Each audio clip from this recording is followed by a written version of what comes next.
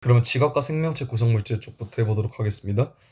이쪽은 단어를 보면 이제 지각과 생명체 구성물질 말 그대로인데 이쪽을 조금 파편적으로 보기보다는 사실 통합과학의 특성을 가장 잘 살린 단어이기도 합니다.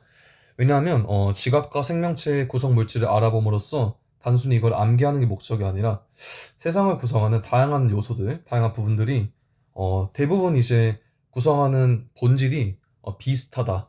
그러니까 결국에 본질은 다 하나에서 나온 것이다. 라는 거를 이제 강조하는 거기 때문에 좀 보시면 될 것 같고요. 그럼 일단 저희가 지각 같은 경우는 이거는 저희 초등 때부터 배우는 걸로 알고 있는데 지각 구성하는 원소 비율은 당연히 이제 오시알페카나크마라고 잘 암기하고 있을 겁니다. 이건 뭐 별다른 암기법은 필요가 없을 것 같고요. 일단 저희가 산소, 규소 이거는 무조건 암기하셔야 됩니다.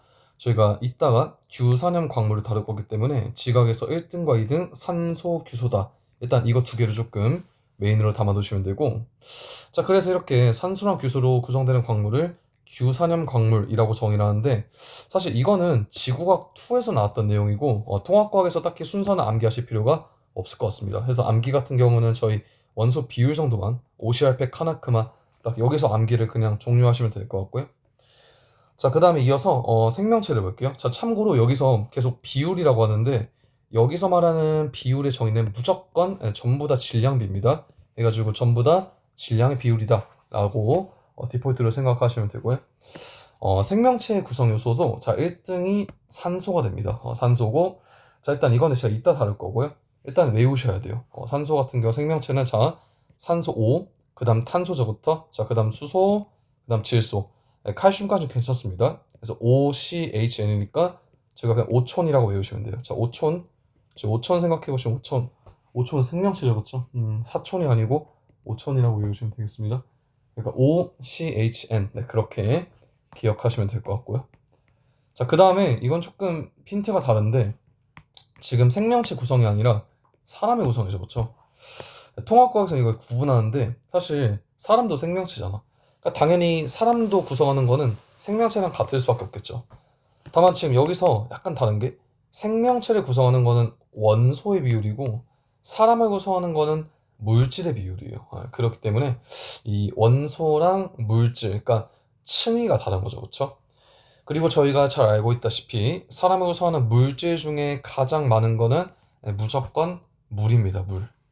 그리고 이제 물을 제외하면 대부분 저희가 이걸 뭐라고 하냐면 유기물 형태라고 하는데 이 유기물은 대부분 저희가 탄소 화합물로 구성이 되어 있습니다. 탄소 화합물 같은 경우는 이따가 다루겠지만 그냥 이제 탄소를 포함한 화합물이라고 그냥 글자 그대로 생각하시면 될 것 같아요. 자, 그래서 저희가 물을 제외하고 나머지 같은 경우 순서가 자, 두 번째는 당연히 단백질.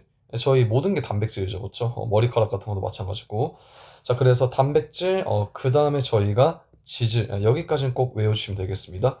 자, 그래서 외우기 쉬워. 이제 꿀단지가 아니고 물단지다. 그래서 사람 같은 경우는 물로 가득 차 있으니까 물단지다. 그렇게 외워주시면 될 것 같아요. 중요한 거는 사람도 생명체지만 생명체를 구성하는 거는 단위가 원소고 사람을 구성하는 거는 단위가 물질이다. 이렇게 다른 걸 조금 기억하시면 될 것 같고요. 그래 최종적으로 얘기하고 싶은 이거예요. 구성원소 비율 순서가 결국에 하나로부터 다 나왔다. 저희가 우주 같은 경우는 수소가 제일 많고 그다음 헬륨입니다. 이따 다루겠지만 자 그 다음에 탄소라고 오해하시는 분들이 있는데 그 다음에 탄소가 아니고 산소입니다. 이건 간단히만 기억해 두시고 그 다음에 지각은 아까 배웠죠? 오시알페. 생명체는 사촌 아니고 오촌이다.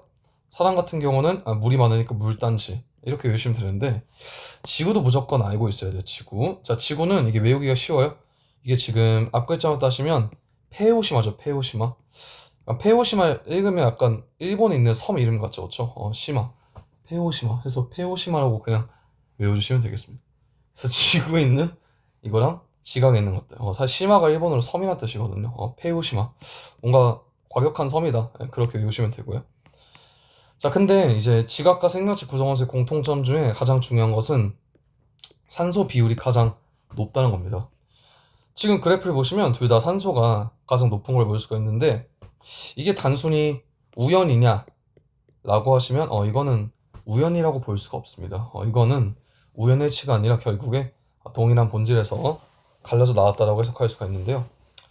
이거를 간단히 보면 제가 개념서에 써놨지만 일단 저희가 뭐 공급의 차원에서 본다라고 하시면 일단 뭐 지구든 생명체든 그 기원은 당연히 우주 공간일 수밖에 없어요.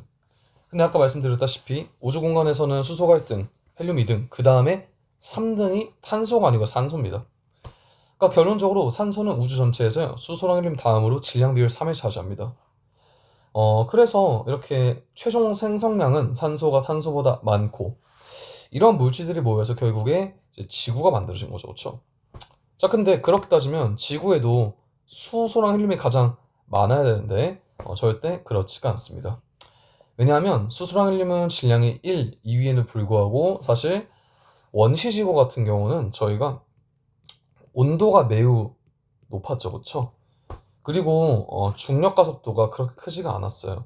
지금도 그렇지만 그러니까 수소랑 헬륨은 가볍기 때문에 만약에 얘네들을 묶어 놓으려면 충분한 중력가 속도가 필요하단 말이에요. 그러니까 지구 입장에서는 잡아당기는 힘이 세야 돼요.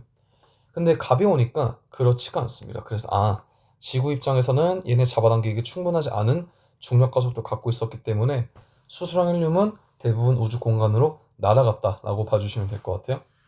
근데 이제 수소 헬륨이 아니고 산소 같은 경우는 저희가 뭐 규소, 알루미늄, 철, 칼슘 같은 이런 원소들과 안정화 화합물을 굉장히 잘 만들 수가 있어요. 그러니까 그만큼 산소는 좀 결합을 친화적으로 잘하는 거겠죠, 그렇죠? 그래가지고 산소 같은 경우는 지각의 주요 성분이 됩니다. 그래서 저희가 첫 번째가 지각은 산소다라고 봐주시면 되고요. 그 다음에 생명체 같은 경우는 마찬가지요. 생각해 보시면 물과 탄소화물로 이루어져 있다라고 아까 말씀드렸습니다. 애초에 사람의 몸은요 3분의 2 정도가 물입니다. 그리고 나머지도 대부분 산소를 포함한 탄소화합물로 구성이 되겠죠, 그렇죠? 자, 근데 한번 저희가 생각을 해보면 물은 H2O 분자식이 여기서 산소의 질량비라고 하시면 전체 질량 18분의 산소가 16이니까 이걸 비율적으로 계산해 보시면 약 88.9%가 됩니다. 근데 지금 사람의 몸의 약 70%가 물이기 때문에 70%에다가 88.9%를 곱해주시면 이 비율은 약 62%가 나오죠. 그렇죠?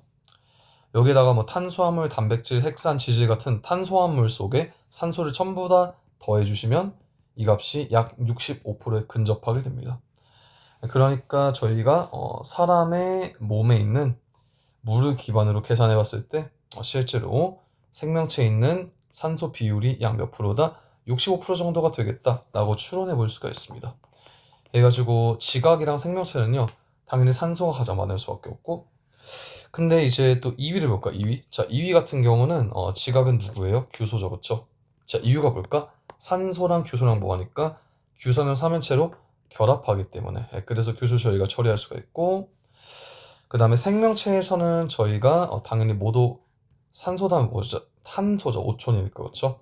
왜냐하면 생명체는 당연히 물, 나머지 이외의 것은 전부 다 뭐니까 탄소 화합물이니까 그래서 이런 식으로 처리할 수가 있다는 게 되겠습니다.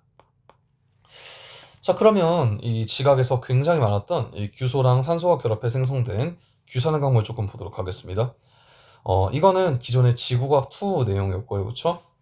자, 근데 전혀 어렵지가 않습니다. 왜냐면 이제 규산염 광물 같은 경우는 기본 단위가 규산염, 뭐 3면체도 아니고 4면체다. 그러니까 규산염 4면체의 기본 구조를 보시면 이거는 무조건 알고 있어야 돼요. SI랑 O가 몇 대 몇으로 간다? 1대 4로 간다. 이건 무조건 암기하셔야 돼요. 그러니까 결국에 4면체이기 때문에 가운데에 규소가 있고 그 다음에 입체 구조로 정사면체가 산소가 팔이 4개가 달려있다. 이런 느낌으로 봐주시면 돼요. 해서 산소가 4발이 달린 규산염 3연체다 라고 보시면 되고 결국에 이거를 기본 단위체로 규산염 광물이 결합이 된다 라고 말할 수가 있고요.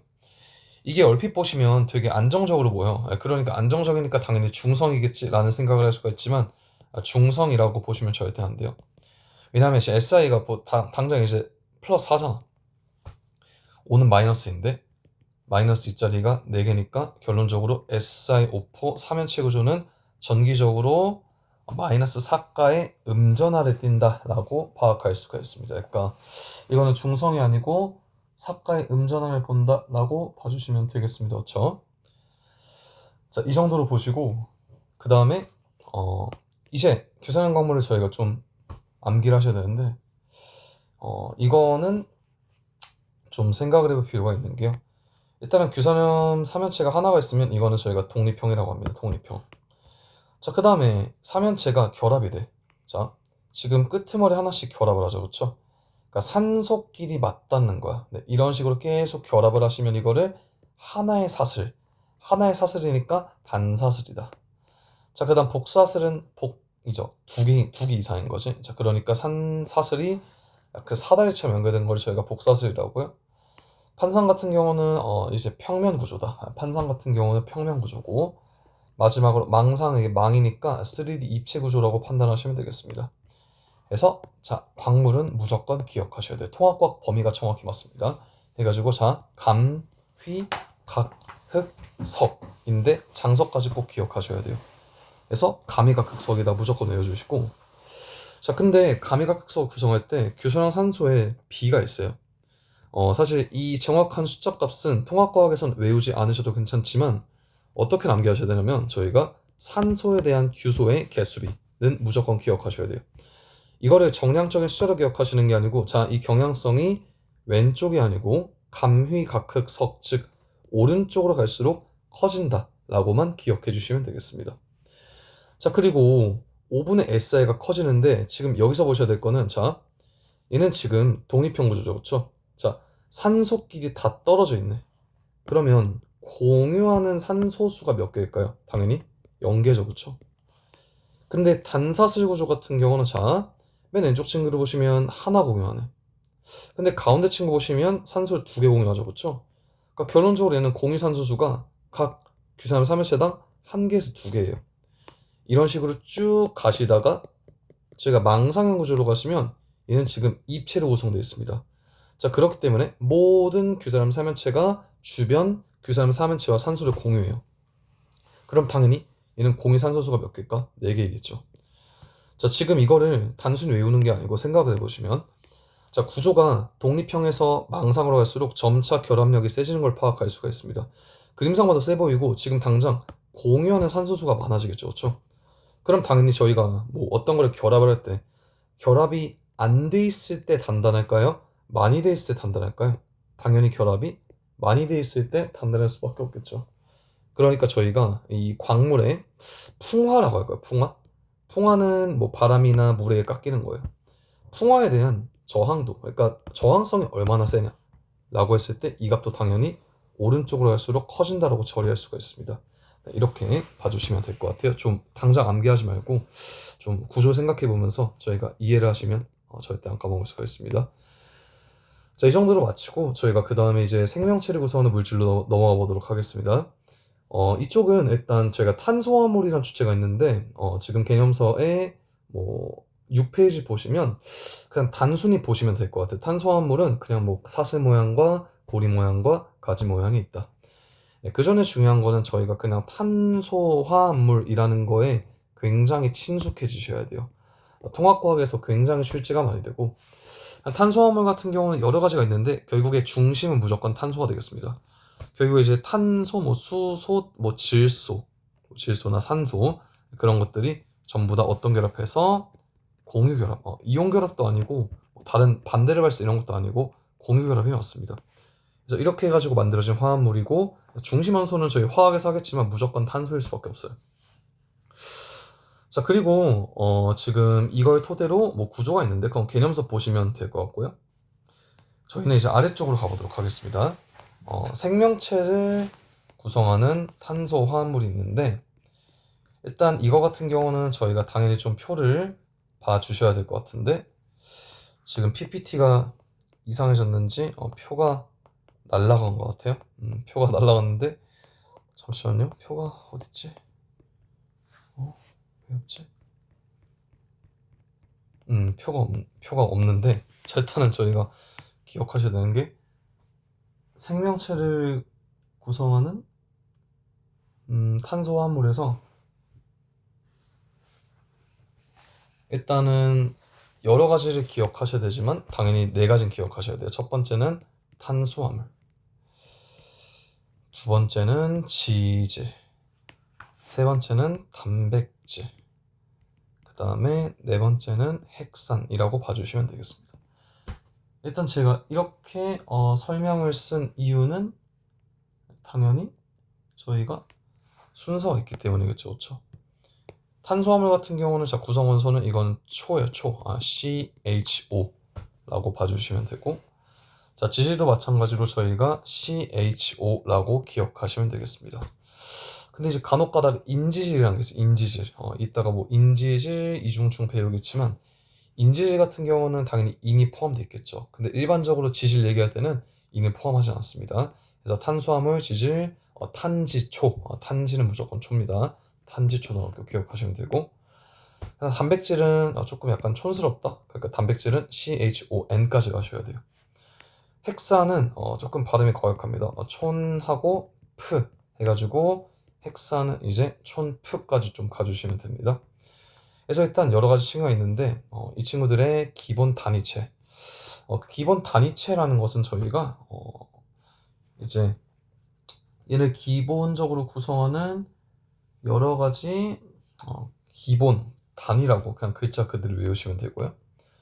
탄수화물 같은 경우는 저희가 포도당 같은 단당류다. 지질 같은 경우는 뭐 글리세롤이나 지방산이다. 단백질은 아미노산, 핵산은 뉴클레오타이드다. 그렇게 보시면 되고, 화합물은 한번 쭉 읽어보시면 될 것 같아요. 딥하게는 안 나오겠지만 그냥 피상적으로 봤을 때 외우시면 되고, 오른쪽에 특징도 한번 기억하시면 될 것 같아요. 일단 여기까지 하고 넘어가도록 하고, 저희는 이제 단백질을 좀 개별적으로 보도록 하겠습니다. 자, 첫 번째 단백질인데, 단백질은 굉장히 중요합니다. 피부, 뭐 근육, 혈액같이 우리 몸을 구성하거나, 특히 이제 효소나 호르몬, 그러니까 단백질에서 가장 중요한 거는 효소, 그리고 호르몬의 성분으로서 몸속에서 발생하는 여러 가지 화학 반응을 조절한다라고 봐주시면 되겠습니다. 그렇게 하고 저희가 단백질 같은 경우는 자 기본 단위체, 이거는 무조건 기억하셔야 돼요. 아미노산이라고 봐주시면 되겠습니다. 아미노산의 구조를 간단히 보시면 기본적으로 중심에 탄소 원자가 있습니다. 탄소가 있고, 자 이건 모르셔도 돼요. 아미노기, 카르복실기, 작용기로 구성된다 라고 보시면 되는데, 이건 딱히 저희가 기억하실 필요가 없습니다. 그냥 탄소를 중심으로 한 보다 탄소 화합물이다 라고 기억하시면 되겠습니다. 이렇게 아미노산 같은 경우는 종류를 저희가 그냥 20가지가 있다라고 배워요. 사실 전공적으로 보시면 실제 20가지가 아닐 수도 있지만 일단 교과 수준에서는 그냥 20가지라고 저희가 배우고요. 이렇게 아미노산의 기본 구조는 전부 다 똑같지만 저희가 이 R, 여기 작용기죠. 그렇죠? 작용기가 다 달라짐에 따라서 아미노산이 20가지로 구분됩니다. 대학교 가시면 다 외우셔야 되는데 통합과에서 외울 필요가 전혀 없고요. 저희가 이쪽으로 봤을 때 일단 아미노산의 구조, 자 아미노산의 구조는 일단은 아미노산 1, 아까 작용기에 따라서 아미노산이 달라진다고 했어요. 그렇죠? 작용기가 R1, R2, 그러니까 아미노산이 다른 거야. 이 아미노산이 연결이 됩니다. 얘네가 연결될 때 이 연결되는 결합 구조를 저희가 뭐라고 하냐면 펩타이드 결합이라고 정의합니다. 펩타이드 결합도, 자 이거는 그럼 무슨 결합이냐라고 할 수가 있는데, 펩타이드는 그냥 결합의 이름이고요. 이 결합의 종류는 당연히 공유 결합이에요. 절대 이온 결합이라 하시면 안 됩니다. 해가지고 공유 결합이고, 그렇기 때문에 예를 들면 문제에서 단백질을 구성하는 단위체는 공유 결합에 의해서 연결된다 라고 하시면 그 선진 당연히 옳다라고 하셔야 돼요.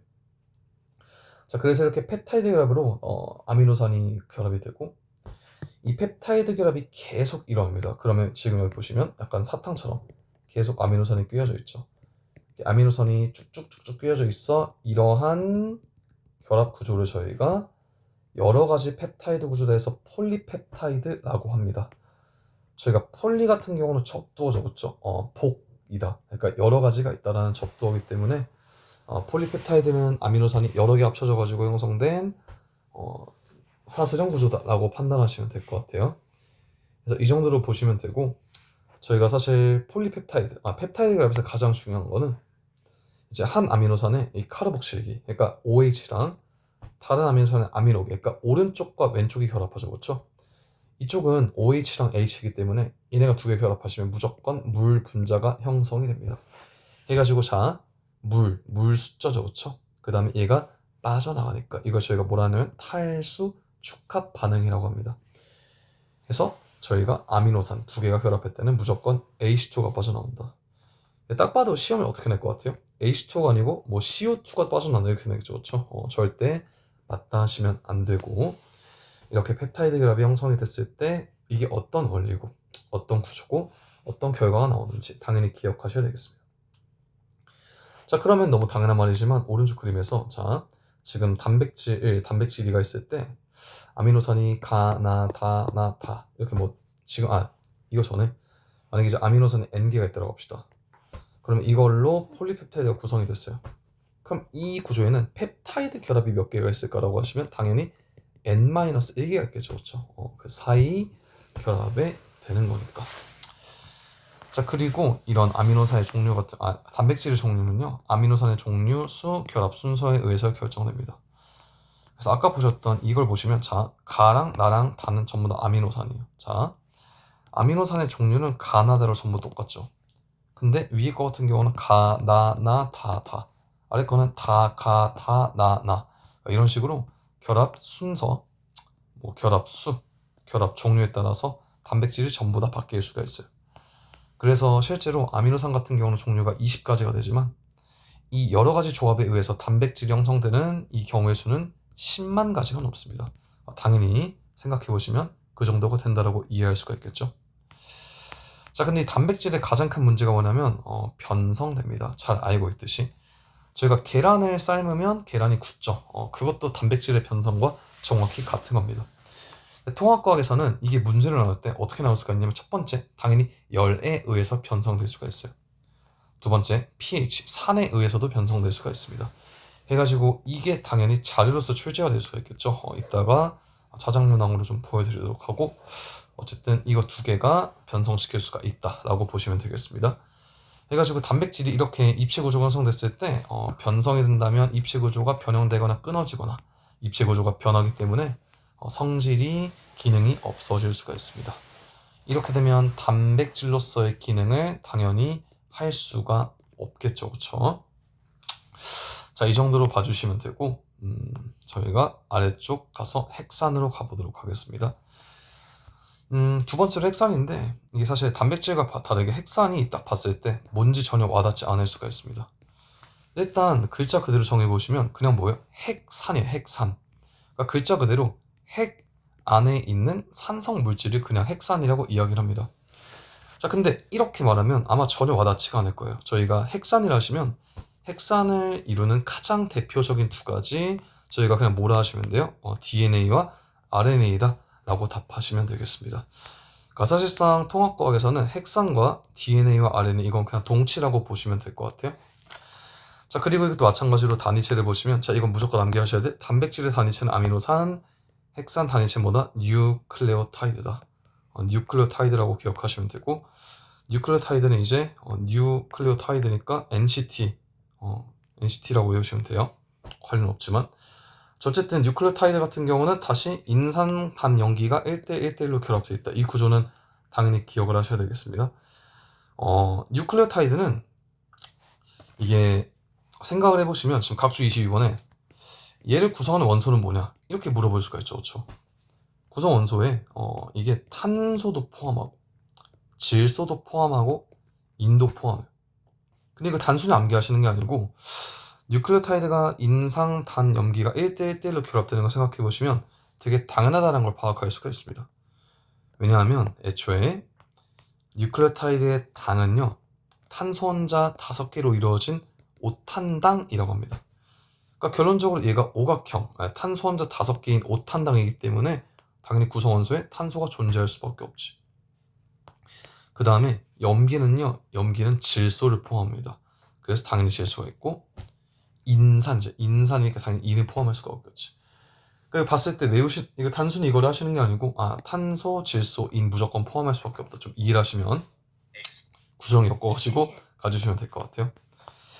자, 그래서 이 정도로 보시고 저희가 DNA와 RNA, 자 여기는 당연히 암기를 해주셔야 되고요. 이렇게 염기는 질소를 포함하고 있지만 결국 저희는 이걸 외우셔야 돼요. 다 들어보셨겠지만 자, 아데닌, 구아닌, 사이토신, 티아민 아니고 타이민이에요. 티아민은 저희가 비타민 할 때 티아민이고 타이민이라고 기억하셔야 되고, RNA 같은 경우는 자 ACC까지는 공통적이지만 티아민이 아니고 타이민이 뭐로 바뀐다? 유라실로 바뀐다 라고 봐주시면 되고, 자 이게 중요합니다. 당의 종류 당연히 기억하셔야 돼요. 자 DNA 일단 이름 먼저 볼까요? 이름 먼저 보시면 디옥시라이보스, RNA는 그냥 라이보스. 뭐가 다르냐면 디옥시가 다르죠. 옥시는 뭐예요? 옥시니까 산소, D는 산소가 없다. 지금 구조를 보시면 여기 산소가 없네. 얘는 지금 산소가 있죠, 그렇죠? 그러니까 DNA가 뭐다? 옥시가 빠졌다. 디옥시라이보스다 라고 기억하시면 되고, 이게 보통 DNA가 근본이 있으니까 이거 뭔가 그냥 라이보스 같지만 디옥시, 그러니까 산소가 빠졌다 라고 기억하셔야 돼요. 그래서 아래쪽에 구조 염기랑 정확히 기억해 주시고, 그럼 이제 얘네가 결합을 해서 DNA랑 RNA가 되는데, 자 DNA와 RNA의 특징은 당연히 기억하셔야 되겠습니다. 이건 뭐 상식적으로 알고 있겠죠. DNA는 무조건 이중나선 구조다. 그리고 얘는 어떤 역할을 하냐면 유전 정보를 저장하는 역할을 합니다. 반면에 RNA 같은 경우는 단일 가닥 구조고요. 유전 정보를 전달하는 역할을 한다라고 저희가 통합과학에서는 이분법적으로 설명하지만, 사실 이거는 전공적으로 옳은 설명은 아니에요. 그러니까 만약에 RNA는 유전 정보를 저장하는 역할을 한다라고 했을 때 이거는 틀린 선지로 하시면 사실 안 돼요.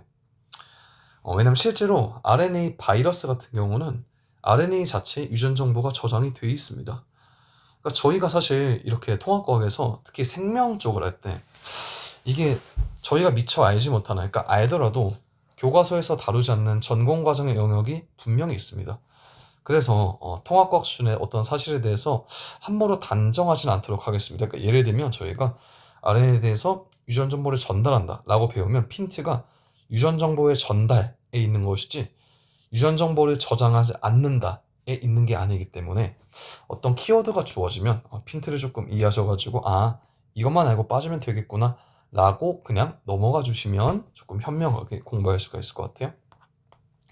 자 그러면 이렇게 정리를 하고 샤가프는 쭉 넘어가도록 하고요. 나중에 하고, 그 다음에 뒤로 가셔서 저희가 생명 중심 원리 쪽을 좀 이어서 보도록 하겠습니다. 생명 중심 원리는 일단은 단원이 시스템과 상호작용의 생명 시스템으로 넘어가고요.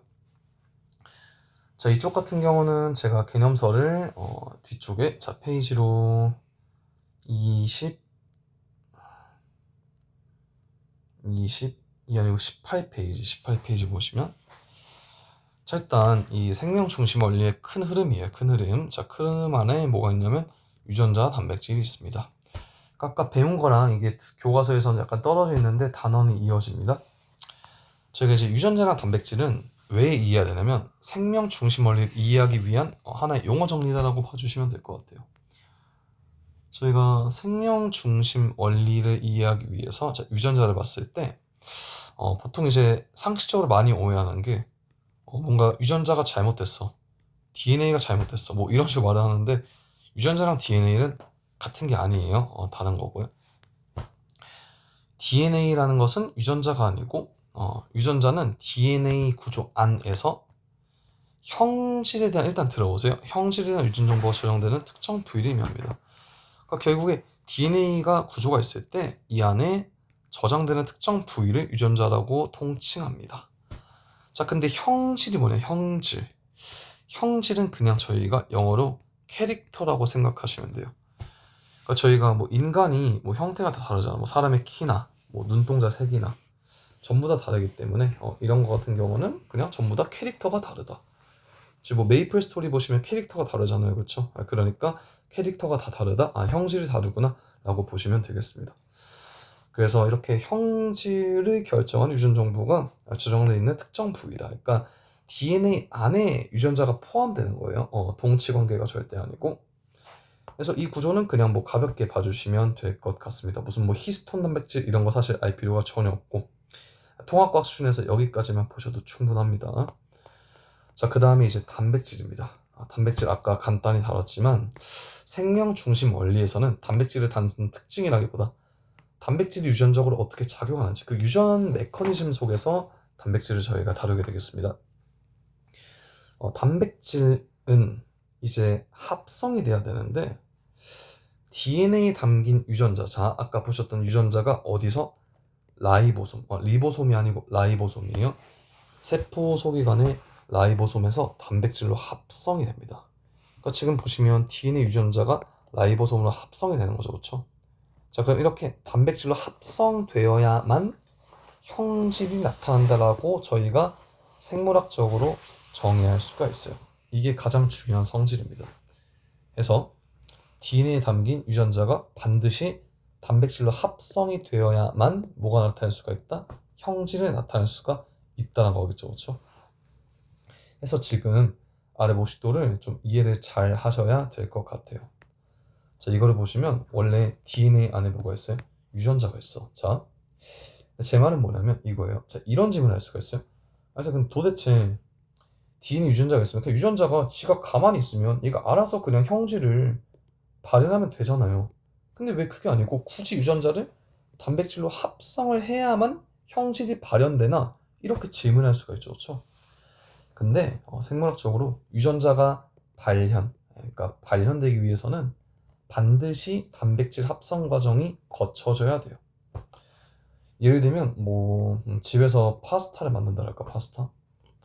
만약에 저희가 유전자만 있어. 유전자만 땡그러니 있으면 뭐랑 똑같은 거냐면 파스타에 레시피 북만 갖고 있는 거랑 같은 말이에요. 저희가 파스타에 레시피 북만 있으면 파스타를 만들 수가 있을까? 절대 그럴 수가 없죠. 그렇죠? 당연히 레시피 북을 가지고 뭘 하셔야 돼요? 요리를 해야겠죠. 요리. 그러니까 결론적으로 단백질이 합성이 된다는 것은 파스타를 요리하는 거예요. 그러니까 즉 유전자가 발현된다는 것 자체가 유전자에 담긴 유전 정보가 실제 기능을 수행하는 산물로 만들어진다는 것을 의미합니다. 따라서 이렇게 형질이 발현되기 위해서는 반드시 RNA로 전사되거나 단백질이 합성되는 과정이 무조건 필요합니다. 그래서 지금 보시면 단백질 합성이 됐을 때 인체 구성 성분, 머리카락, 손톱, 피부나 뼈를 만든다. 아밀레이스 같은 효소를 작용하고 헤모글로빈 같이 물질을 운반할 수가 있고 인슐린, 아드레날린 같이 호르몬으로 작용할 수가 있고 그러니까 이런 식으로 유의미하게 인체에서 작용할 수가 있다는 거예요. 그러기 위해서는 뭐다? 반드시 유전자 자체적으로 있는 게 아니고 얘가 단백질로 합성이 되어야 한다라는 거를 꼭 이해해 주시면 될 것 같고요. 자, 그럼 간단히 퀴즈를 봤을 때 이런 예시가 있더랄까. 자, 특정 유전자로부터 멜라닌 합성 효소가 합성된다. 멜라닌 합성 효소에 의해서 멜라닌이 합성되어 털이 갈색을 띈다. 자, 멜라닌 합성 효소라고 했죠. 그렇죠? 아까 단백질 합성되고 된다고 했는데 효소의 주성분이 단백질이라고 했어요. 결국에 이건 뭐랑 같은 말? 단백질이다 라는 거랑 맥락이 똑같은 거네. 결국에 뭐예요? 아까 배운 거랑 일맥상통하죠. 유전자로부터 단백질이 합성돼. 단백질이 합성되고 이 단백질에 의해서 멜라닌이 또 합성이 되는 거죠. 자, 그러면 만약에 질문이 이때 유전자에는 멜라닌에 대한 유전 정보가 저장되어 있다 라고 하시면 이거는 뭘 하셔야 되냐면요. 저희가 거짓하셔야 돼요. 왜냐하면 유전자는 1차적으로 단계 건너뛰시면 안 돼요. 멜라닌 합성 효소에 대한 유전 정보를 저장하고 있는 것이지 이 효소라는 단백질이 합성한 결과물인 멜라닌 자체에 대한 유전 정보는 저장되어 있지 않습니다. 그러니까 이게 소위 말해서 이제 말장난이죠. 말장난. 자, 따라서 이 단계를 건너뛰시면 절대 안 돼요. 그러니까 말장난이 느낄 수가 있는데 멜라닌 합성 효소랑 멜라닌은 무조건 다른 걸로 봐주셔야 돼요. 왜? 멜라닌은 멜라닌 합성 효소에 의해서 합성되는 거니까 산물이니까 이건 저희가 구분하시면 될 것 같고요.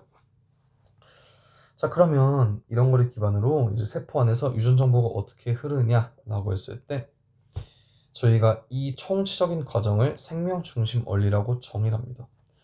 그러니까 결국에 얘의 메인은 단백질의 합성이에요. 결국에 뭐 한다? 파스타를 만든다라 보시면 돼. 레시피북만 있는데 그대로 냅두는 게 아니고 레시피북 가지고 파스타를 만드는 과정이다 라고 봐주시면 되겠습니다. 자, 일단 용어부터 볼게요. 이 과정은 크게 전사랑 번역으로 이루어집니다.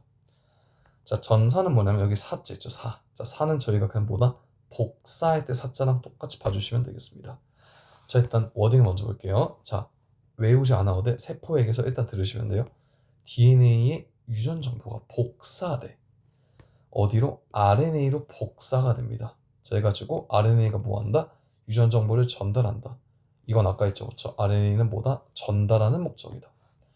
자, 그다음 두 번째는 번역입니다. 이게 번역 봤을 때 무슨 번역이지? 뭐 파파고도 아니고 그럴 수가 있는데 이건 그 영어를 번역하는 게 아니고 저희가 라이보솜, 자 일단 장소 기억하시면 되고 RNA가 갖고 온 정보를 이용해서 단백질을 합성한다라고 기억해 주시면 되겠습니다. 이랬을 때 아마 전혀 와닿지가 않을 거예요. 저희가 일단 이런 질문을 할 수가 있어야 돼요. 아니 이거를 그냥 받아들이는 게 아니고 그럼 도대체 왜 도대체 DNA가 전달하면 되는데 왜 RNA는 복사를 하냐 이럴 수가 있는데 저희가 DNA를 그대로 갖고 나가면 사실 DNA에는 세포에 있어서 가장 중요한 정보가 모두 저장되어 있습니다. 굉장히 중요한 거죠, 그렇죠? 근데 이렇게 유전자 자체가 만약에 핵 외부로 빠져나가면 너무 불안정해져. 그러니까 DNA가 뭐 될 수가 있어요? 손상될 수가 있지. 그럼 인체에 상당히 크리티컬한 영향을 미치겠죠, 그렇죠? 되게 불안정하단 말이에요. 그래서 약간 적응을 위해서 DNA를 자체적으로 빼는 게 아니고 DNA에서 필요한 정보만 복사해가지고 단백질 합성에 이용할 때 RNA로 복사본을 프린트한다. 그런 느낌으로 봐주시면 돼요. 그러니까 정리하면 DNA 이거 너무 리스키한데 그러니까 RNA로 정보를 복사해가지고 얘가 대신 운반하게 하자라는 그런 목적이 되겠습니다. 그 다음에 이런 RNA가 택배에서 택배 내가 대신 운반해줄게 라고 해서 핵 바깥을 이용해가지고 결국에 라이보솜에서 단백질을 합성하는 과정을 저희가 번역이라고 정의를 합니다. 자, 그래서 이렇게 유전자 같은 경우는 단백질의 아미노산 서열에 대한 정보가 염기설 형태로 지정되어 있고요. 제가 유전부 같은 경우는 결국에 이렇게 봐주시면 되겠습니다. 3염기 조합과 코돈이라고 하는데 결국에 이제 전사랑 번역의 과정을 보시면 이렇게 이루어진다라고 보시면 돼요. 결국에 이제 전사 같은 경우는 DNA가 RNA로 복사가 된다. 자, 이때 저희가 뭐가 있냐면 주형 가닥과 비주형 가닥이 있는데 지금 그림이 빠졌는데 그림에서 주형 가닥 그러니까 주는 이제 주결석이랑 같은 말이에요. 메인이 되는 거니까 주자. 그다음 다른 하나는 비주형 가닥입니다. 여기서 이제 DNA는 둘 중에 하나 고르셔야 돼요. 주형 가닥이랑 비주형 가닥 중에 어떤 거를 RNA로 복사를 할까?